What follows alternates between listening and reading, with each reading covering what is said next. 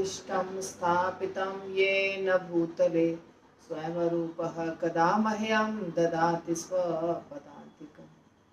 वन्देऽहं श्रीगुरो श्रीयुतापदकमलं श्रीगुरून् वैष्णवांश्च श्रीरूपां साग्रजातं सहगणा रघुनाथान्वितं तं सजीवं साद्वैतं सावधूतं परिजनसहितं कृष्णचैतन्यदेवं श्रीराधा कृष्णपादान् सहगणा ललिता श्रीविशाखान्विताश्च। जय श्री कृष्ण चैतन्य प्रभु नित्यानंद श्री अद्वैत गदाधर शिवासादि गौर भक्तवृंद। Hare Krishna Krishna Krishna Hare Hare, Hare Ram Ram Ram Hare Hare. Shrimad Bhagavatam canto second chapter 8 राजा परीक्षित के प्रश्न। राजा परीक्षित ने सुखदेव गोस्वामी से पूछा कि नारद मुनि ने जिनके श्रोता श्री ब्रह्मा द्वारा उपदिष्ट भाग्यशाली श्रोता हैं, किस प्रकार निर्गुण भगवान के दिव्य गुणों का वर्णन किया और वे किन किन के समक्ष बोले। मैंने संस्कृत का श्लोक नहीं पढ़ा है और सीधे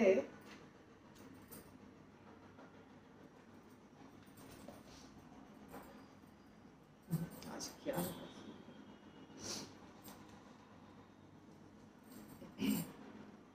जय श्री कृष्ण चैतन्य प्रभु नित्यानंद श्री अद्वैत गदाधर शिवासादि गौर भक्तवृंद। हरे कृष्ण कृष्ण कृष्ण हरे हरे, हरे राम राम राम हरे हरे। श्रीमद् भागवतम सेकंड कैंटो 7वां अध्याय समाप्त हो चुका था 8वां अध्याय के पहले नंबर श्लोक से। 8वें अध्याय का नाम है राजा परीक्षित के प्रश्न। राजा उवाच ब्रह्मणा चोदितो ब्रह्मण गुणाख्याने गुणस्य च यस्मै यस्मै यथा प्राह नारदो देव दर्शनः। श्रील प्रभुपाद की जय। राजा परीक्षित ने सुखदेव गोस्वामी से पूछा कि नारद मुनि में जिनके श्रोता श्री ब्रह्मा द्वारा उपदिष्ट भाग्यशाली श्रोता हैं, किस प्रकार निर्गुण भगवान के दिव्य गुणों का वर्णन किया और वे किन किन के समक्ष बोले। राजा ने कहा, मैं जानने का इच्छुक हूँ, अद्भुत शक्तियों से संपन्न भगवान से संबंधित कथाएं निश्चय ही समस्त लोकों के प्राणियों के लिए शुभ हैं। हे परम भाग्यशाली सुखदेव गोस्वामी, आप मुझे कृपा करके श्रीमद् भागवत कथा सुनाते रहें, जिससे मैं अपना मन परमात्मा भगवान श्री कृष्ण में स्थिर कर सकूं और इस प्रकार भौतिक गुणों से सर्वथा मुक्त होकर अपना यह शरीर त्याग सकूं। जो लोग नियमित रूप से भागवत सुनते हैं और इसे गंभीरता पूर्वक ग्रहण करते हैं, उनके हृदय में अल्पकाल में ही भगवान श्री कृष्ण प्रकट होते हैं। तो परीक्षित महाराज इस अध्याय में प्रश्न पूछ रहे हैं, जिसके लिए वो 7 दिनों के लिए बैठे थे।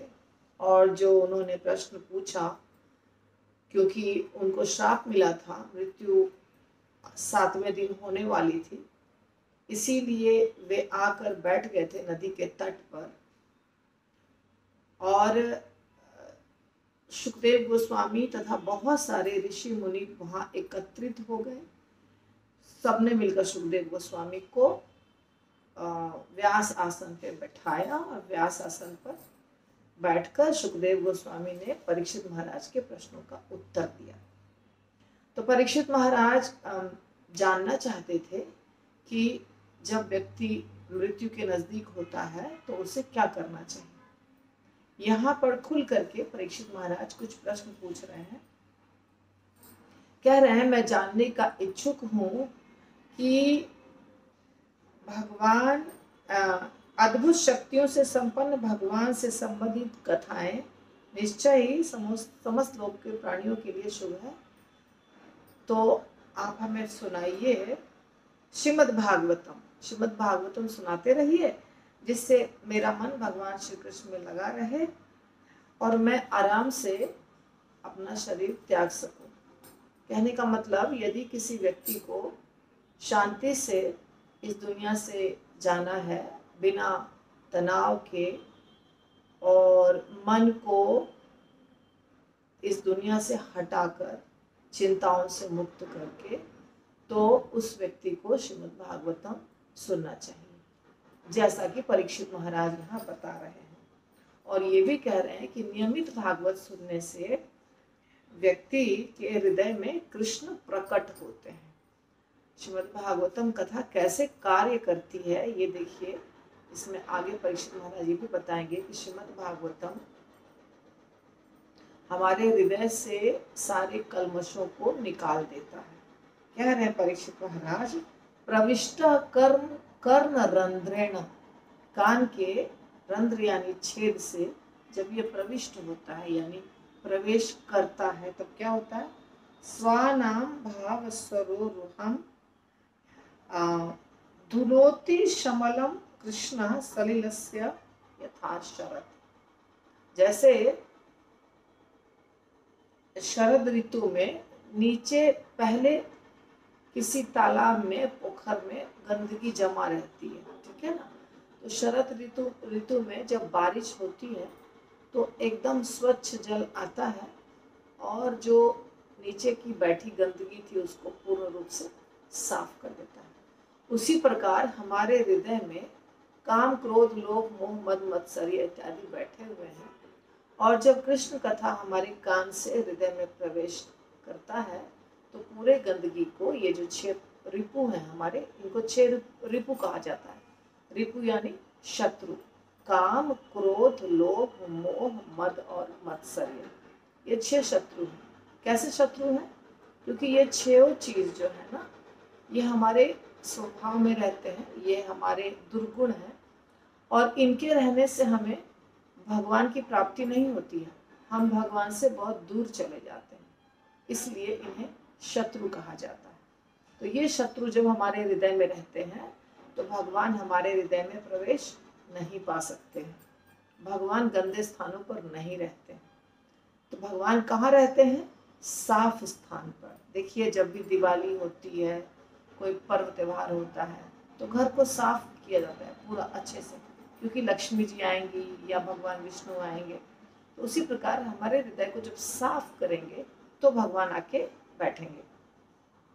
तो हृदय की सफाई कैसे होती है? हृदय की सफाई होती है श्रीमद् भागवतम के श्रवणम से। श्रीमद् भागवतम जब कान के द्वारा हृदय में जाता है तो पहले से जो शत्रु बैठे हुए हैं, ये सारे काम, क्रोध, लोभ, मोह, मद, मत्सर्य, ये शत्रुओं का सफाया कर देता है श्रीमद् भागवतम। यही यहाँ पर बता रहे हैं इस श्लोक में। और फिर कहते हैं, जिस भगवत भक्त का हृदय एक बार भक्ति के द्वारा स्वच्छ हो चुका होता है, यदि किसी व्यक्ति का हृदय, किसी भक्त का हृदय भक्ति करके स्वच्छ हो गया है, तो फिर वो भगवान के चरण कमल को नहीं छोड़ता है, भगवान के चरण कमल को पकड़ के रहता है।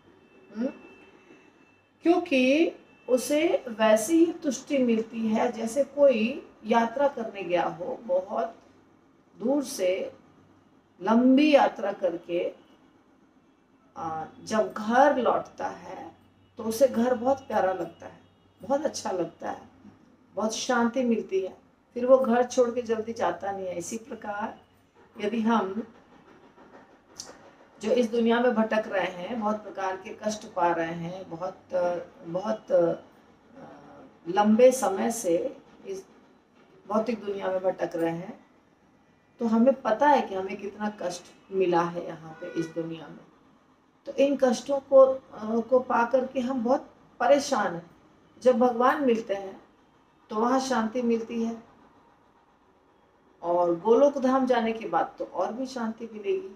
तो फिर कोई भी व्यक्ति क्यों चाहेगा भगवान को छोड़ना या भगवत धाम को छोड़ना? क्योंकि बहुत बहुत कष्ट करके वो वहां तक पहुंचा है। तो बहुत कष्ट उठाने के बाद जब सुकून मिलता है, शांति मिलती है, और वो कष्ट भी याद रहते हैं कि हमने कितना कष्ट झेला, तो वो जल्दी से फिर से गलती नहीं करेगा, वो फिर भगवान के चरण कमल को नहीं छोड़ेगा या भगवत धाम से वापस इस दुनिया में आने की इच्छा नहीं रखेगा, क्योंकि उसे उसे एकदम ताज़ा है दिमाग में कि मैंने जो गलती की थी उसके कारण मैं बहुत भुगता हूँ। तो इसलिए भक्ति एक बार जागृत होने के बाद व्यक्ति भगवान के चरण कमल को नहीं छोड़ता है। तो यही दिया उदाहरण कि यात्रा जब होती है और पथिक को बहुत तकलीफ होती है यात्रा में, तो तकलीफ के बाद जब वो घर पहुंचता है तो उसे घर में इतना अच्छा लगता है कि वो फिर घर से जल्दी बाहर नहीं निकलता है ना। अपने घर में उसे बहुत शांति मिलती है। इसी प्रकार की शांति हमें मिलती है, किसको प्राप्त करके? भगवान के चरण कमल को प्राप्त करके। इसलिए भक्त चरण कमल को छोड़ता नहीं है।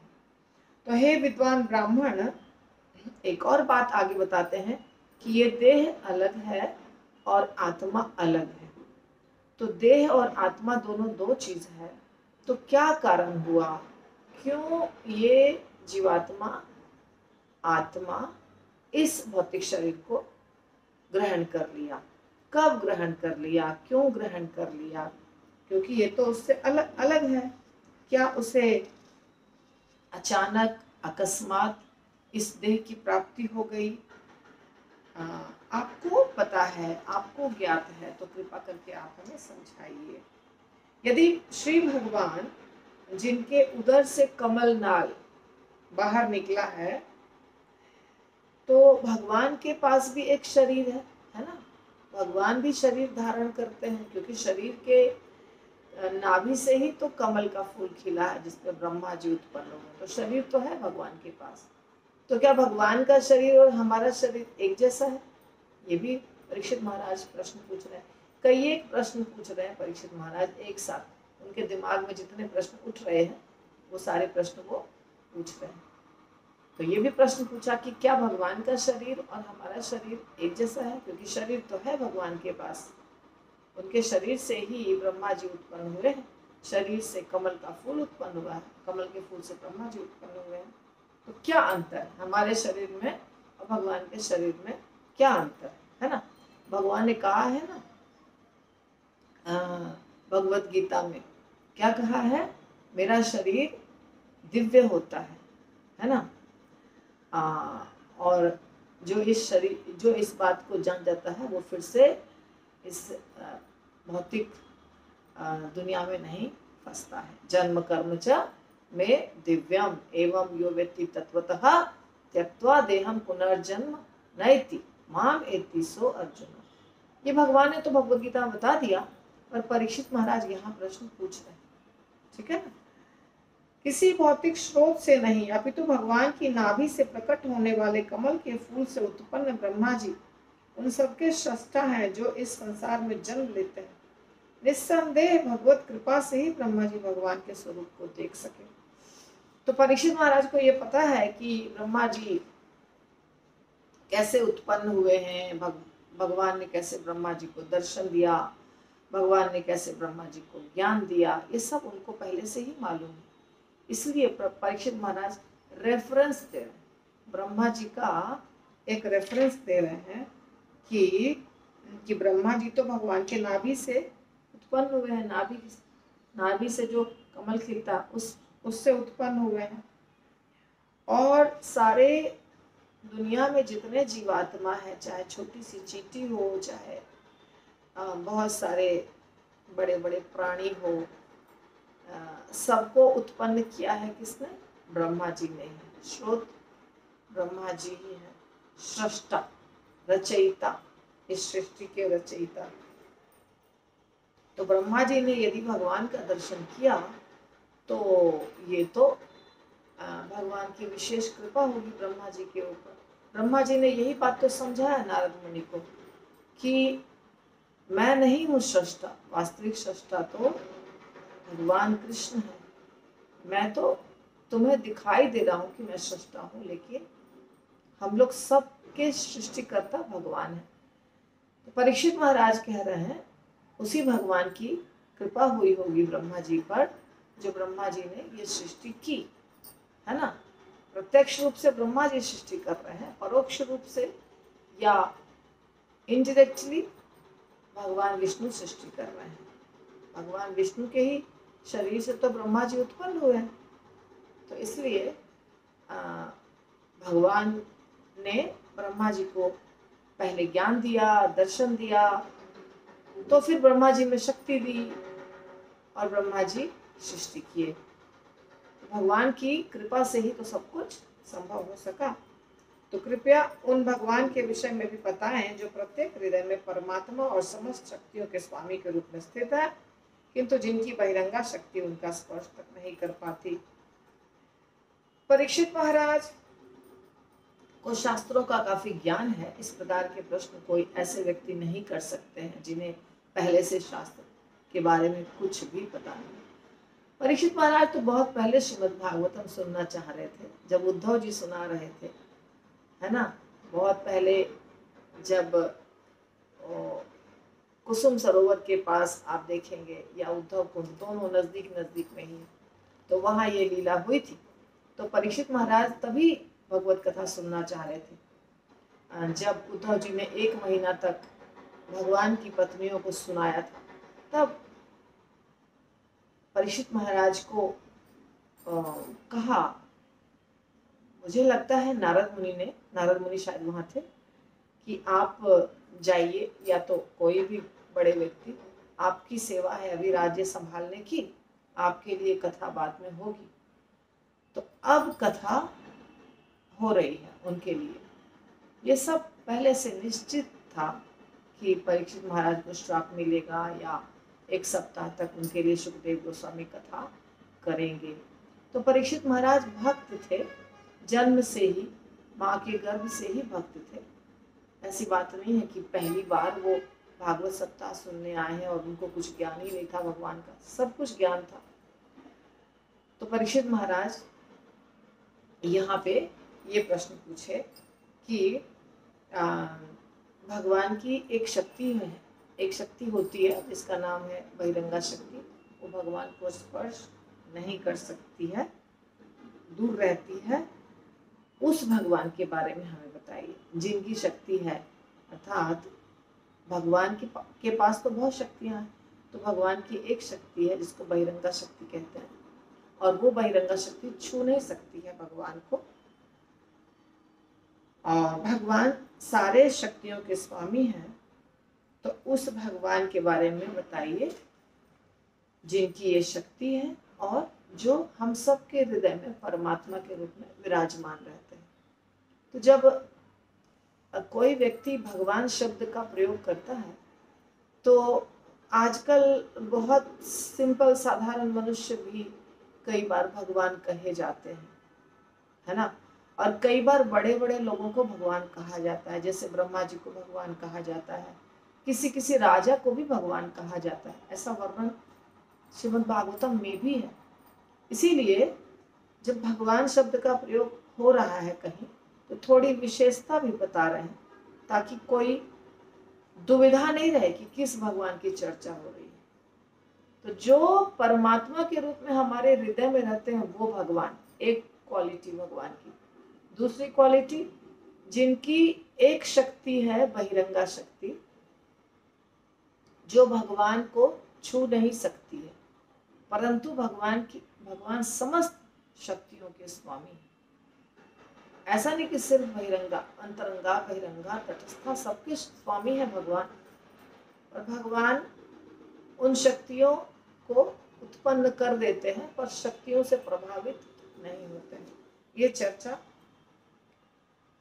ये परीक्षित महाराज ने क्लियर कर दिया, ठीक है ना। उसके बाद कहते हैं, हे विद्वान ब्राह्मण, इसके पूर्व व्याख्या की गई थी कि ब्रह्मांड के समस्त लोक अपने अपने लोकपालकों सहित विराट पुरुष के विराट शरीर के विभिन्न अंगों में ही स्थित है। मैंने भी यह सुना है कि विभिन्न लोक मंडल विराट पुरुष के विराट शरीर में स्थित माने जाते हैं, किंतु उनकी वास्तविक स्थिति क्या है, कृपा करके मुझे समझाइए। तो भगवान का एक रूप है विराट रूप, और जब विराट रूप का वर्णन हमने सुना था भागवतम में भी जब बताया गया था वर्णन, या भगवद गीता में भगवद गीता बोलते समय अर्जुन को भगवान ने दिखाया, अपना विराट रूप दिखाया। तो ऐसा उस समय दर्शन हुआ, अर्जुन को भी दर्शन हुआ। और भागवतम में भी जब वर्णन कर रहे हैं सुखदेव गोस्वामी, तो बता रहे हैं कि कैसे विराट पुरुष के शरीर में अलग अलग लोग, अलग अलग उनके अंगों के रूप में विराजमान है।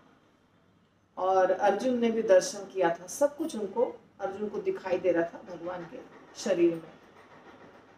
तो परीक्षित महाराज का प्रश्न है कि विराट रूप में सब कुछ कैसे है और उनकी वास्तविक स्थिति क्या है। जैसे सूरज चंद्रमा, उदाहरण के तौर पर सूरज और चंद्रमा को भगवान की आंखें बताया जाता है, इसी प्रकार नीचे के जो लोग हैं, अतल वितल सुतल, ये सब घुटने के नीचे रहते हैं। तो वास्तविक स्थिति क्या है, तो पूरा स्पष्ट रूप से परीक्षित महाराज जानना चाहते हैं।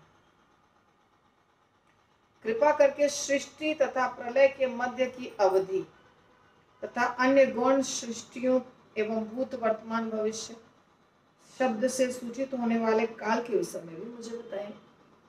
साथ ही ब्रह्मांड के विभिन्न लोगों के विभिन्न जीवों, देवों, मनुष्यों इत्यादि की आयु की अवधि के विषय में भी मुझे बताएं। तो परीक्षित महाराज सुखदेव गोस्वामी से सब कुछ पूछ रहे हैं। लोगों के बारे में बताइए, जीवों के बारे में बताइए, सृष्टि कब होती है, प्रलय कब होता है, उसके बीच में कितना समय रहता है वो भी बताइए, और काल के बारे में बताइए, भूत वर्तमान भविष्य, ये जो काल होते हैं ये सब क्या है, कैसे होते हैं, ये भी बताइए। हे ब्राह्मण श्रेष्ठ, कृपा करके मुझ काल की लघु एवं दीर्घ अवधियों एवं पूर्व कर्म के अनुसार काल के शुभारंभ के बारे में भी बताइए। तो अर्थात काल तत्व के बारे में बताइए, काल क्या चीज है, समय। इसके आगे आप कृपा करके बताएं कि किस प्रकार भौतिक प्रकृति के विभिन्न गुणों से उत्पन्न फलों का आनुपातिक संचय अभिलिषित जीव पर अपना प्रभाव दिखाते हुए उसे विभिन्न योनियों में देवताओं से लेकर अत्यंत नगण्य प्राणियों तक को ऊपर उठाता है, नीचे गिराता है। तो देखिए, कभी कभी मेरे से भक्त प्रश्न पूछते हैं, रिक्वेस्ट करते हैं कि माता जी हमें कथा सुनाइए। ये तो कथा नहीं है, इसमें तो बहुत सारी फिलॉसफी है, तत्व ज्ञान है, हमें कथा अच्छा लगता है। अभी आप बताइए, इस तत्व ज्ञान के बीच में कथा कैसे आएगी? ये तो तत्व ज्ञान है, और तत्व ज्ञान नहीं समझेंगे तो कभी भगवान को नहीं समझ सकते हैं। पहले कैंटो से लेके 9वें तक, 9th कैंटो तक तत्व ज्ञान है, कथा भी है अवश्य, भक्तों की कथाएं हैं, और तत्व ज्ञान है, और 10वें में भगवान कृष्ण के बारे में ज्ञान है। तो ये जो दिया है ज्ञान, इसीलिए दिया है कि हम उनको ठीक से समझ सकें, भगवान को ठीक से समझ सकें। तो तत्व ज्ञान को हम छोड़ के भाग नहीं सकते, हमको देना ही पड़ेगा, अच्छा लगे या नहीं लगे, यही चल रहा है। तो परीक्षित महाराज तो ये अभी क्या पूछ रहे हैं? परीक्षित महाराज भगवान की लीलाओं के बारे में नहीं पूछ रहे हैं, पूरी सृष्टि के बारे में पूछ रहे हैं। तो यही चर्चा चलेगी। लीलाएं जब आएंगी तो आएंगी, और बीच बीच में लीलाएं भी आएंगी, क्योंकि श्रीमद् भागवतम हिस्ट्री नहीं है। श्रीमद् भागवतम में एक पुराण है, तो उसमें कथाएं सीक्वेंस में नहीं आती है, बीच बीच में लीलाएं भी आती हैं, फिर वो पुरानी कथा, फिर आगे की कथा, सब मिक्स होता है इसके अंदर। अभी ये पूछा कैसे प्राणी नीचे के योनि में चले जाते हैं, ऊपर के योनि में चले जाते हैं, कर्म का क्या सिद्धांत है, कर्म का परिणाम क्या होता है, ये सारा प्रश्न परीक्षित महाराज पूछ रहे हैं। जबकि परपोट छोड़ रही हूँ मैं, फिर भी इतना समय लग रहा है, तो परपोट आप पढ़ सकते हैं। और मैं जो परपोट में चीज़ें होती हैं उनको दूसरे दूसरे स्थानों पर बना के वीडियो डालती हूँ, छोड़ती नहीं हूँ, ताकि आपको सब कुछ का फायदा हो। तो हे ब्राह्मण श्रेष्ठ, कृपा करके यह भी बताएं कि ब्रह्मांड भर के गोलकों, स्वर्ग की चारों दिशाओं, आकाश, ग्रहों, नक्षत्रों, पर्वतों, नदियों, समुद्रों, द्वीपों एवं इन सब के विविध प्रकार के निवासियों की उत्पत्ति किस प्रकार होती है। तो पूरे ब्रह्मांड में जितने ग्रह नक्षत्र हैं, उसमें जितने प्राणी रहते हैं, कैसे रहते हैं, कैसे उनकी स्थिति है, कैसे उनका जन्म होता है, ये सब कुछ मुझे बताइए। और साथ ही कृपा करके ब्रह्मांड के बाहरी और भीतरी विशिष्ट विभागों, महापुरुषों के चरित्र, कार्यों और विभिन्न वर्णों एवं जीवन के चारों आश्रमों के वर्गीकरण के भी का भी वर्णन करें। तो जितनी चीजें, हम लोग को भी ये सब जानने की इच्छा होती है ना, तो जितनी चीजें हम जानना चाहते हैं, उतनी ही चीजें परीक्षित महाराज भी जानना चाह रहे थे। सब कुछ, ये ब्रह्मांड कैसे बना है, इसमें कितने लोग हैं, कैसे वो लोग रहते हैं, कैसे वो उत्पन्न होते हैं, हमें कभी नीचे की योनि कभी ऊंची योनि क्यों मिलती है, कर्म क्यों प्रभाव डालता है, कैसे प्रभाव डालता है। उसके बाद बड़े बड़े जो आचार्य हैं उनके बारे में बताइए, उनके जीवन के बारे में बताइए, फिर वर्णाश्रम धर्म के बारे में बताइए। परीक्षित महाराज के प्रश्न बहुत सारे हैं। कृपा करके सृष्टि के विभिन्न युगों तथा उन सब की अवधियों का वर्णन भी कीजिए, और मुझे विभिन्न युगों में भगवान के विभिन्न अवतारों के कार्यकलापों के विषय में भी बताइए। तो भगवान के अवतार जो होते हैं वो भी बताइए, और जितने भी विभिन्न युग होते हैं उसमें सृष्टि कैसे होती है और कितना समय तक के लिए सृष्टि होती है, ये सब भी बताइए। अवतारों के कार्यकलाप यानी लीलाओं को बताइए, भगवान की जो लीलाएं होती हैं अलग अलग अवतारों में वो बताइए। कृपा करके मुझे ये भी बताइए कि मानव समाज के सामान्य धार्मिक संपर्क सूत्र क्या हों, धर्म में उनके विशिष्ट कर्तव्य क्या हों, सामाजिक आश्रमों तथा प्रशासकीय राजकीय आश्रम का वर्गीकरण तथा विपत्तिग्रस्त मनुष्य का धर्म क्या हो। तो ये जो वर्णाश्रम धर्म होता है जिसमें ब्राह्मण, क्षत्रिय, वैश्य, शूद्र, ये सबका कर्तव्य बताइए। और जो शासन वर्ग है यानी कि राजा का कर्तव्य है वो बताइए। मनुष्य जब प्रॉब्लम में है, विपत्तिग्रस्त है, उस समय उसे क्या करना चाहिए। जैसे अभी परीक्षित महाराज, उनकी मृत्यु आने वाली है, वो ऐसी स्थिति में क्या करना चाहिए। सृष्टि के मूल तत्वमूलक सिद्धांतों की संख्या, इनके कारण, इनके विकास, इनके साथ साथ भक्ति की विधि, योग शक्तियों की विधि, ये सब के बारे में भी बताइए।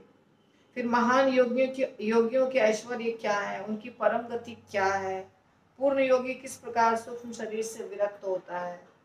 योगी जो होते हैं ना, वो उनका, हमारे पास तीन चीजें हैं, एक ये भौतिक शरीर, एक है सूक्ष्म शरीर, एक है आत्मा। तो जो सूक्ष्म शरीर होता है, मन बुद्धि अहंकार, उससे योगी बाहर निकल जाते हैं। तो वो प्रश्न है, सूक्ष्म शरीर से योगी कैसे बाहर निकलते हैं, विरक्त कैसे होते हैं। फिर इतिहास की शाखाओं तथा पूरक पुराणों समेत वैदिक साहित्य का मूलभूत ज्ञान क्या है। इतिहास भी एक सब्जेक्ट है। ये वाला इतिहास नहीं जो आजकल के लोग पढ़ते हैं, ये शास्त्र में इतिहास है। तो इसके बारे में बताइए। और वैदिक साहित्य का मूलभूत ज्ञान वो बताइए। अब ये सारे प्रश्न का उत्तर आपको मिलेगा, पूरा भागवतम उत्तर में मिलेगा। अभी ये प्रश्न चल रहा है तो बोर हो रहे होंगे आप, तो मैं मजबूर हूँ, मैं कुछ नहीं कर सकती, आई कैन नॉट जम्प, कूद के नहीं जा सकते, इसको हमको लेना ही पड़ेगा। कृपा करके मुझे बताइए कि जीवों की उत्पत्ति, पालन और उनका संहार किस प्रकार होता है। सिंपल है, आप समझ गए। जीव की उत्पत्ति, उनका पालन और उनका संहार। फिर भगवान की सेवा करने से जो लाभ तथा हानियां होती है उन्हें भी समझाइए। भगवान की सेवा करने से क्या लाभ होता है, अगर किसी को लगता है कि हानि होती है तो क्या हानि होती है वो भी बता दीजिए। वैदिक अनुष्ठान तथा उपवैदिक धार्मिक कृत्यों के आदेश क्या है। धर्म अर्थ काम के साधनों की विधियां क्या है। धर्म के बारे में सब कुछ बता दीजिए, धर्म, अर्थ, काम, मोक्ष, फिर कैसे क्रियाएं होती है, वैदिक अनुष्ठान, धार्मिक क्रियाएं, विधि विधान, ये सब बता दीजिए। कृपया यह भी समझाएं कि भगवान के शरीर में लीन हुए जीव किस प्रकार उत्पन्न होते हैं और पाखंडी जन किस तरह इस संसार में प्रकट होते हैं। यह भी बताइए किस तरह आप अबद्ध जीवात्माएं विद्यमान रहती हैं। तो बद्ध जीवात्माएं हम हो गए, और जब बद्ध नहीं है, जो मुक्त है, वो भगवत धाम में रहते हैं। तो वो कैसे रहते हैं वो बताइए। और ये भी बताइए कि भगवान के शरीर में लीन जो हुए हैं जीवात्मा, वो कैसे उत्पन्न होते हैं और पाखंडी कैसे उत्पन्न होते हैं। ये सब बड़ा डिफिकल्ट प्रश्न है। प्रभुपाद ने अंदर बताया वही सब, नित्य मुक्त जीव, नित्य बद्ध जीव, आज्ञाकारी, अवज्ञाकारी, फिर भक्त, चिंतक। तो ये सब सिंपल है। सारे कैटेगरी के जो जीव हैं उनके बारे में प्रश्न पूछा है। स्वतंत्र भगवान अपनी अंतरंगा शक्ति से अपनी लीलाओं का आस्वादन करते हैं और प्रलय के समय वे इन्हें बहिरंगा शक्ति को प्रदान कर देते हैं और स्वयं साक्षी रूप में बने रहते हैं। भगवान अपने लीलाओं का आस्वादन स्वयं करते हैं। जब भगवान लीला करते हैं तो उनको भी अच्छा लगता है, उसका टेस्ट, आस्वादन यानी चखते हैं, आनंद लेते हैं। और प्रलय के समय वे इन्हें बहिरंगा शक्ति को प्रदान कर देते हैं और स्वयं साक्षी के रूप में, यानी देखते रहते हैं स्वयं। प्रभुपाद लिखते हैं कि भगवान सृष्टि और लीलाओं का आस्वादन करते हैं और बाद में बहिरंगा शक्ति को प्रदान कर देते हैं। अंतरंगा शक्ति से वे पूतना का वध करते हैं।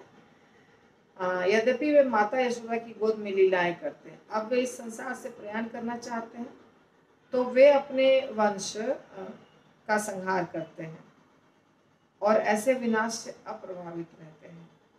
जो कुछ घटित हो रहा है वे उसके साक्षी हैं, उनसे कोई लेना देना नहीं है। तो भगवान अनासक्त रहते हैं, पूरी दुनिया से अनासक्त रहते हैं। लीला तो करते हैं पर उसमें वो इन्वॉल्व नहीं होते हैं, अर्थात इन्वॉल्व होते हैं लेकिन प्रभावित नहीं होते हैं। और पूरे 125 वर्ष तक भगवान ने यहाँ लीलाएं की, अनेकों लीलाएं की, अनगिनत लीलाएं की, और बाद में उसको समेट के चल दिए। तो यही बता रहे हैं प्रभुपाद की भगवान आसक्त नहीं होते हैं, दूर से देखते हैं, अपनी लीलाओं को दूर से देखते हैं। जो उनके पुत्र हुए, पौत्र हुए, या कोई भी गोपियाँ हुई, तो वो भगवान से बहुत आसक्त रहते हैं। हम सब भगवान से आसक्त रहते हैं, भगवान हमसे आसक्त नहीं रहते। इसलिए कह रहे हैं कि बहिरंगा शक्ति को दे देते हैं और चले जाते हैं। तो हे भगवान के प्रतिनिधि स्वरूप ऋषि, आप मेरी समस्त जिज्ञासाओं को, जिनके विषय में मैंने आपसे प्रश्न किए तथा उनके विषय में भी जिन्हें मैंने प्रस्तुत नहीं किया, प्रारंभ से ही शमित कीजिए। चूंकि मैं आपकी शरण में आया हूँ, अतः मुझे इस संबंध में पूर्ण ज्ञान प्रदान करें। तो परीक्षित महाराज कह रहे हैं कि कुछ प्रश्न तो मैंने पूछा और कुछ प्रश्न तो मैं नहीं पूछ पाया, क्योंकि प्रश्न तो अनगिनत है। तो जो पूछ पाया वो उसके बारे में भी बताएं, जो नहीं पूछ पाया उसके बारे में भी बताएं। पूर्ण ज्ञान मुझे प्रदान करें। मैं आपके पास आया हूँ, मुझे पूर्ण ज्ञान प्रदान कीजिए, मैं आपके शरण में हूँ। हे महर्षि, आप आदि प्राणी ब्रह्मा के तुल्य हैं। अन्य लोग केवल प्रथा का पालन करते हैं, जिस प्रकार पूर्ववर्ती दार्शनिक चिंतन किया करते हैं। हे विद्वान ब्राह्मण, मेरे द्वारा अच्युत भगवान की कथा के अमृत का, जो आपकी वाणी रूपी समुद्र से बह रहा है, पान करने से मुझे अपने उपवास में किसी प्रकार की कमजोरी नहीं लग रही है। परीक्षित महाराज 7 दिन 7 रात तक सिर्फ कथा सुन रहे थे, न उठे, न खाए, न पिए, न सोए। तो कहते हैं कि मुझे कोई परेशानी नहीं है, मुझे कोई कमजोरी नहीं लग रही है, मैं आपकी कथा रूपी अमृत का पान कर रहा हूँ। अमृत का पान जो करता है उसे कोई और चीज की आवश्यकता नहीं होती है। अमृत अपने आप में पूर्ण है, ना कमजोरी लगती है, ना थकावट लगती है, ना नींद, ना भूख, ना प्यास। तो कथा, जब भगवान की कथा रूपी अमृत जब चलती है तो भक्तों को ऐसा ही लगता है, लगना भी चाहिए। तो इसीलिए परीक्षित महाराज कह रहे हैं कि आप मुझे सब कथा सुना दीजिए। तो इतना सारा प्रश्न था परीक्षित महाराज का, अब इनके प्रश्न समाप्त हो गए।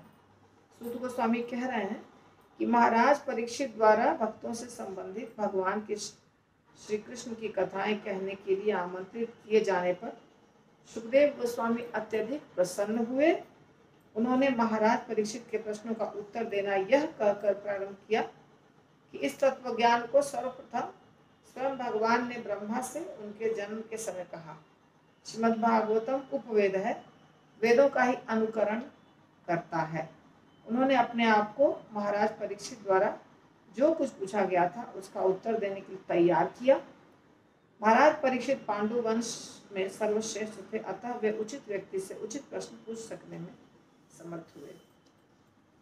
तो इस प्रकार आपका ये अध्याय समाप्त होता है, 8वां नंबर। मैंने पूरा अध्याय ले लिया क्योंकि अगर मैं किसी भी टॉपिक पे बड़ा बोलूँगी तो बहुत बड़ा हो जाएगा, और ये प्रश्न है तो इसका उत्तर तो सुखदेव गोस्वामी देने ही वाले हैं, तो अभी उत्तर देने का कोई मतलब है नहीं।